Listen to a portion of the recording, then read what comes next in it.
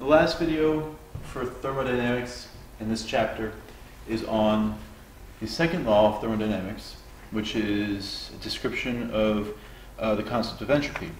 Entropy itself is incredibly abstract in terms of how to properly define it in physics. Generally, though, you can think of it as the amount of disorder of a system. Okay, so a system, it can be highly ordered based on the organization that we see within it. For example, if you have paint, okay, that you spill onto some surface, okay, and the two colors meet. When those two colors meet, it's still highly ordered because they're separated, okay.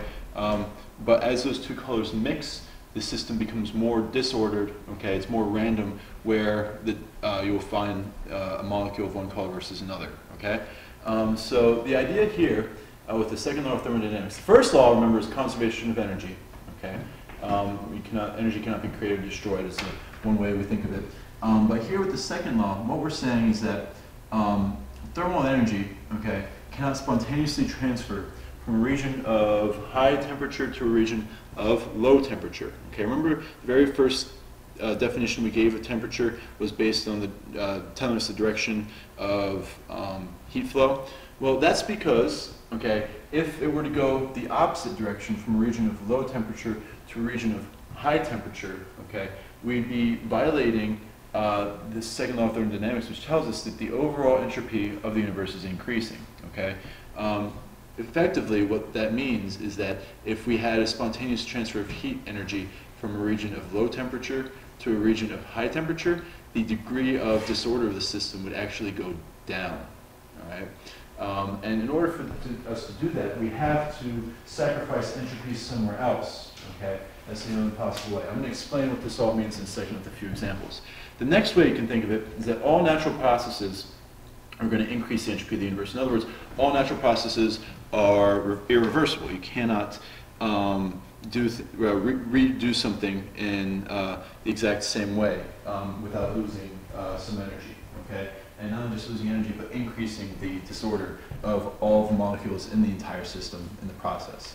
So, really quickly, okay, there different types of energy have different amounts of ordering, if you will, in them. Okay, so thermal energy is highly disordered. Okay, it's not very useful energy. One way that we think of how well ordered energy is its usefulness. Okay, and so thermal energy is not very useful in terms of being able to convert it between different forms of energy. All right, something like mechanical energy is a little bit more ordered. Okay, chemical energy is even more ordered. Okay, so. Again, this seems abstract, okay, but it makes sense when you think about it. All right. So what we have happening continually is this idea of energy degradation. Okay. So you imagine a car braking. Where how does that happen? Well, you need to have the electricity running in the car. Okay. For and this is a mechanical system, but when the brakes. When you push the brakes, okay, it's basically going to run a bunch of lever arms in the car that are going to pinch your brakes together over the big brake drums, and by friction cause the car to slow down. And so you have this mechanical energy of the car moving forward being transferred into thermal energy from the friction of the brake plates and the brake drum, okay? And that energy goes from useful to a non-useful form, that mechanical energy of the car moving to a thermal energy, right, of all the vibrations and movement of the molecules of the system. So let's look at a couple of examples here, okay? The first example, we have a block of ice, okay? And this block of ice, okay, the way I think I've described it to you is that it just goes from that to a puddle of water. When it goes from, low temperature to high temperature here, what's happening is that it's absorbing thermal energy from its surroundings, okay? And in this process, as it absorbs this thermal energy, it actually goes from a higher state of order to a lower state of order, okay? And the reason for that, this block of ice is highly ordered in terms of its crystalline structure. As a puddle of water, it's actually become more disordered, okay? So we can have a decrease in entropy, okay, by refreezing this ice in terms of the water itself But in order for that to happen, you have to remove thermal energy from the system, and you actually end up increasing the overall entropy of the surroundings that receives that thermal energy that you were removing from the system. All right. So then, let's consider a system in which thermal energy cannot leave. Okay. We have a block of ice. Okay, placed in a thermally insulated room, initially room temperature. So let's talk about the changes in energy, entropy, and temperature of the room. Well, if we consider the total energy of the room, okay, nothing is coming or leaving, then it must remain constant. Okay, no big surprises there. The next thing, though, that we're going to find that's really interesting is that the temperature of the room. What should happen to the overall temperature of the room? It should go down, and the reason is that there's going to be thermal energy leaving the air in the room, okay, and going into the block of ice to melt the block of ice. And as a result, through this process, the entropy is actually going to go up. Okay, the reason is that we have the ice being melted in here, and that entropy of that ice being melted is going to increase. So for any isolated system, we see as the system temperature goes up here. For any isolated system, okay, what we should see is that the entropy is going to go up. And let's write that as S. So the entropy increases. Okay. So we have another example here. We have a refrigerator with its door open. It's placed into this thermally insulated room. The refrigerator operates for a long period of time, so we are going to ask about what's the change in total energy, and temperature. Well, since we're putting energy into the room, since it's being plugged in right here, okay, we can assume the total energy goes up. Okay, so E total goes up. The entropy, S, which is the variable we use for entropy, okay, is going to go up as well. All right, and the reason for this, okay, is that we're taking that highly ordered energy, that electricity, we're running it through this refrigerator, okay, and all that the refrigerator is doing, actually, even though it is removing thermal energy from inside the refrigerator, it's heating up the surroundings as a result of that. And as it continues to heat up the surroundings, it's going to increase the entropy of the surroundings. All right. So finally, the temperature of the room is also going to go up as we're putting thermal energy into this. So all three are going to increase. All right. So again, this idea of disorder. Think of it. The best way to think of it is to think of an egg. Okay. And if we were to drop an egg, the egg's going to break. All right.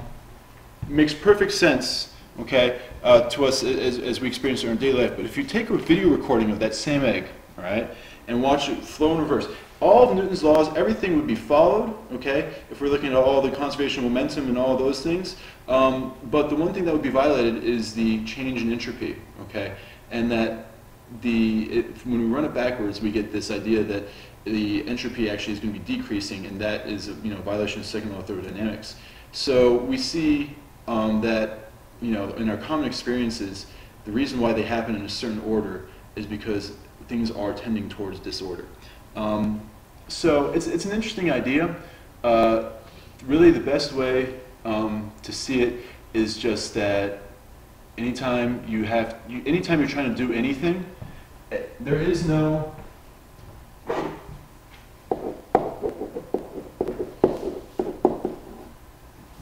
try.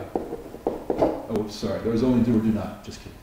There is no 100% efficient process. You're always going to lose some heat, some energy to heat along the way. Okay, something along the way is going to rob you of a little bit of energy in whatever you're doing. And because of that, what is actually happening there is that you're increasing the disorder, of your system and the surroundings whenever you're doing something. All right. You can remove entropy from one area, but you're always going to do it at the cost of increasing the entropy of the total system.